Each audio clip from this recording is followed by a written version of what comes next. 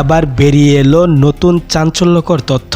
ছোট পর্দার জনপ্রিয় অভিনেতা জাহের আলভী এবং অভিনেত্রী ইফফাত আরা তিথিকে ঘিরে ছড়িয়ে পড়েছে নতুন গুঞ্জন। সামাজিক মাধ্যমে দাবি করা হচ্ছে নেপাল সফর ছিল কেবল শুটিং নয়, ছিল ভবিষ্যতের পরিকল্পনাও। কেউ কেউ বলছেন তারা নাকি নেপালেই স্থায়ীভাবে বসবাসের কথা ভাবছেন। সবচেয়ে বেশি প্রশ্ন উঠছে একটি বিষয় নিয়ে, ইকরার মৃত্যুর পর কেন দেশে ফিরে শেষবারের মতো দেখা গেল না আলভীকে। গণমাধ্যমকে দেওয়া এক বক্তব্যে আলভী জানিয়েছেন, এই মুহূর্তে বাংলাদেশ তার জন্য নিরাপদ নয়।